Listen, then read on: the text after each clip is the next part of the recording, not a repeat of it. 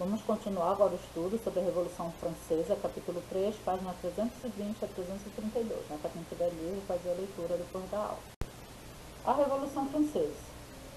Aqui, né, essa imagem é o retrato de Luís XVI, com os trajes de coroação, olha só o luxo, né, o traje dele, e era o rei da França no período da Revolução.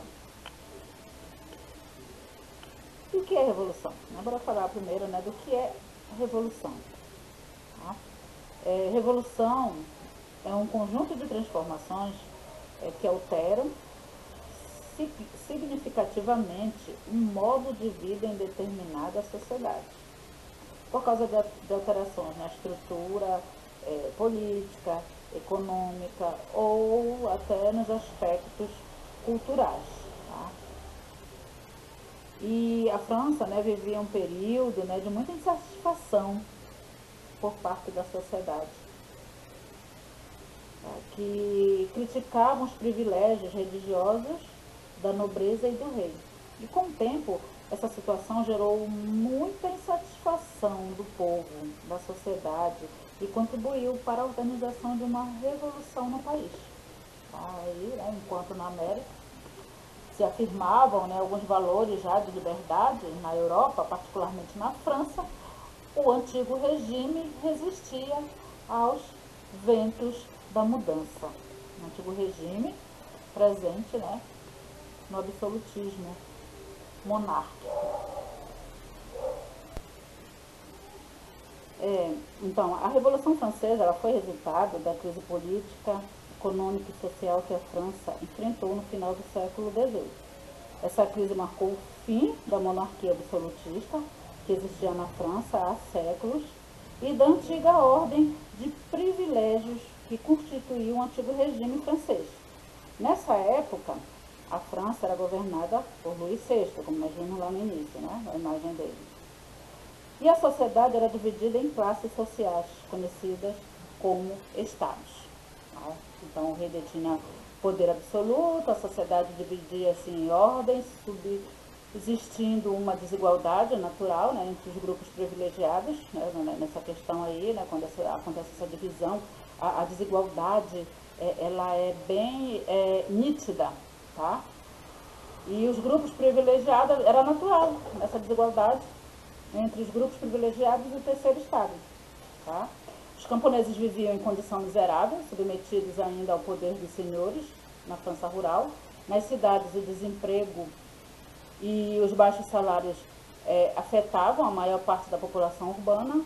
A burguesia, embora poderosa e culta, desejava mais protagonismo político e social. E a gente tem essa charge que mostra aí os três estados, né? Vocês observam aí, pessoas aí bem vestidas, elegantemente, sendo, né, carregadas por outra pessoa que representa os três estados. Então, que era a divisão social da França. Quem era o primeiro estado? O clero. O segundo estado, nobreza. E o terceiro estado, povo. Definição, né, que incorpora o restante da sociedade francesa, que pagavam os impostos e sustentavam os privilégios do primeiro e do segundo estado. O início da Revolução. O descontentamento popular era grande, a violência dominava as ruas, o rei tentou amenizar a situação, mandando que as classes privilegiadas contribuíssem para as contas do Estado. Em face do insucesso, Luís XVI convocou os Estados Gerais, o que já não sucedia desde 1614. E o que eram os Estados Gerais? Os Estados Gerais eram uma espécie de assembleia que surgiu na França medieval e que era convocada em momentos de crise, e a última convocação, né, havia sido feita em 1614, né, como está aí. O povo francês via nessa assembleia uma forma de obter soluções para a situação do país. Para entender essa esperança, para atender essa esperança popular, é importante saber como os Estados Gerais funcionavam, né? Os Estados Gerais eles reuniam representantes dos três estados que formavam a sociedade francesa. As soluções debatidas nesse conselho eram determinadas a partir de votação, que era realizada por Estado, ou seja, né, cada classe, né, votava. E não por indivíduo, era classe, não era cada indivíduo. Né? E com isso, né, o grande problema é que naquele momento os representantes do terceiro estado começaram a exigir que o voto fosse individual, o que possibilitaria que as propostas da burguesia, que era o grupo que representava o povo no conselho, fossem aprovadas. E a proposição do terceiro estado, por voto individual, foi rejeitada, o que motivou criar a Assembleia Nacional Constituinte. Tá? E todo esse contexto fez com que o povo colocasse suas esperanças nos representantes do terceiro estado.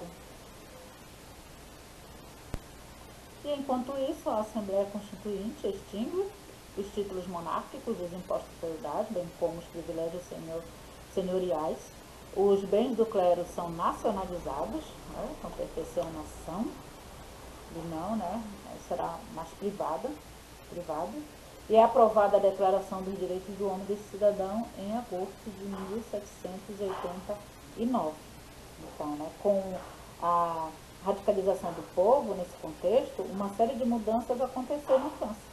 Os privilégios, né, feudais foram abolidos, como nós acabamos de ver aí, no começo de agosto, e no fim desse mês foi anunciada a Declaração dos Direitos do Homem e do Cidadão, talvez o documento mais importante de toda a Revolução Francesa.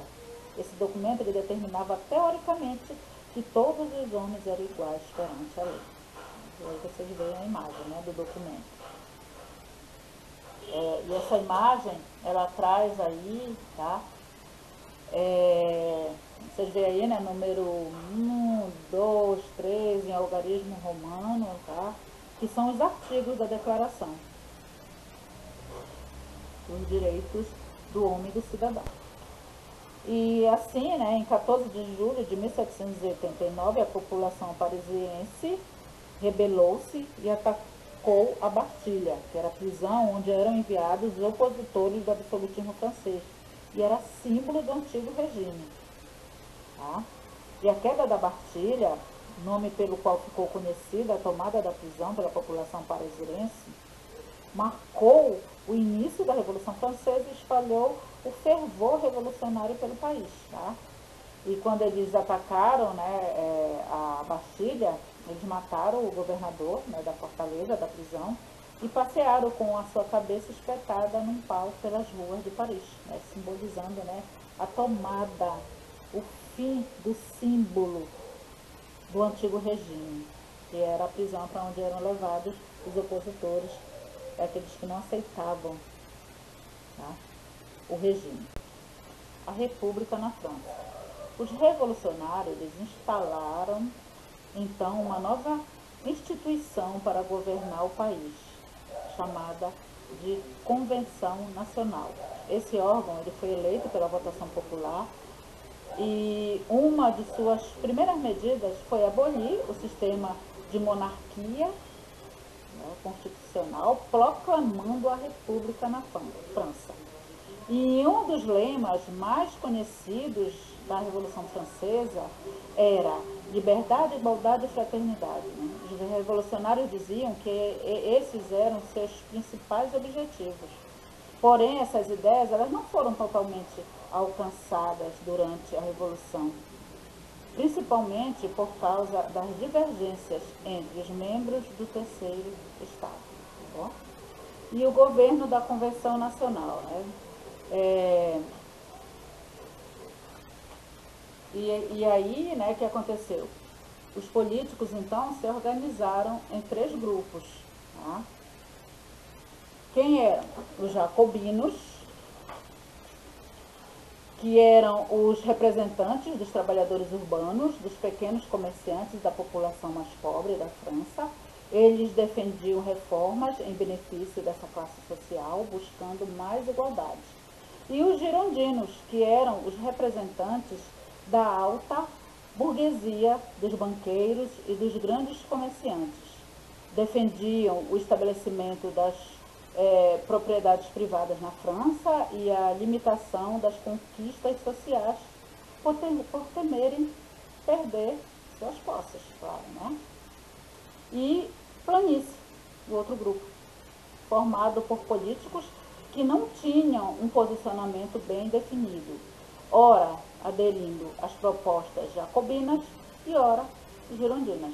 Inicialmente denominada, né, por políticos girondinos, de setembro de 1792 até julho de 1793, a Convenção Nacional ela estipulou o julgamento do rei Luís XVI, considerando ele culpado por traição.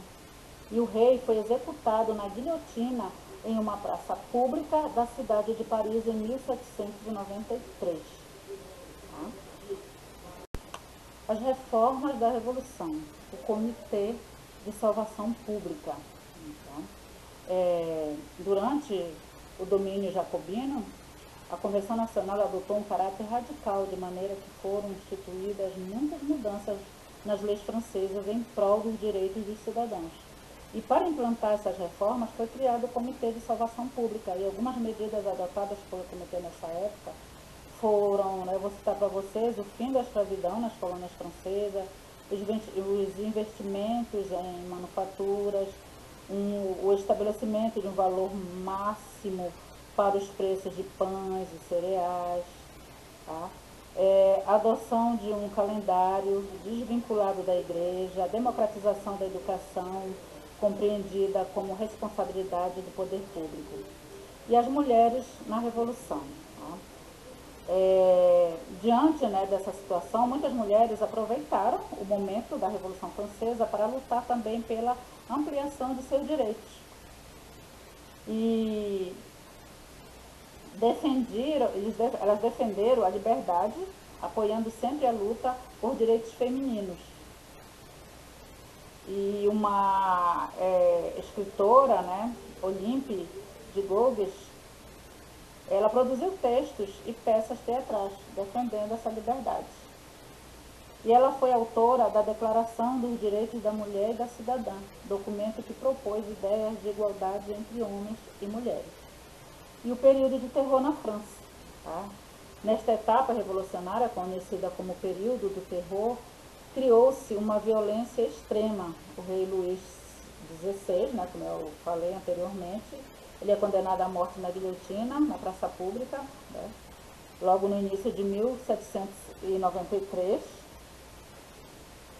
E essa época ela ficou conhecida como período de terror por causa dos diversos julgamentos de condenações feitas pelo comitê. E muitas pessoas foram julgadas e executadas em locais públicos. E nesse período, conhecido como período do terror, Robespierre, ele ficou muito conhecido pelo seu radicalismo e foi a figura mais destacada nesse período. Aí a imagem dele, tá? Milhares de franceses foram mortos na guilhotina, incluindo o próprio Robespierre, em 28 de julho de 1794. E aí é o fim, isso aí marca o fim do terror. Aqui, a guilhotina, que eles usavam para decapitar a cabeça da pessoa, colocava aqui, pescoço, e aqui, a lâmina que degolava a cabeça. E ele será feito em praça pública, como vocês veem, aqui eles mostram, tá? A cabeça, decapitada daqueles que eram, que foram mortos durante esse período, chamado como período de terror. E aqui a Revolução chegou ao fim. Ao retomarem o poder na França, os girondinos estabeleceram o governo do diretório, aprovando uma nova constituição para a França em 1795. Esse órgão político seria composto por 5 diretores e 8 ministros responsáveis pelo poder executivo na França. Este período é também chamado de República Burguesa e durará até 1799. Os desentendimentos entre os membros do diretório criaram condições para o golpe de Estado. No 18 Brumário do ano 8 da era republicana. Então, no dia 9 de novembro de 1799, ou 18 de Brumário, como é chamado nessa data, Segundo o calendário vigente na Revolução, Napoleão Bonaparte derruba o diretório e assume o governo francês. E nós vamos ver isso, né, a partir da próxima aula. O governo de Napoleão Bonaparte na França. As orientações, vocês vão realizar atividades propostas, né, no livro, referente ao assunto estudado, está aqui as páginas. Entrega ou envio no dia 24/3, quarta-feira. Bom estudo e até a próxima aula.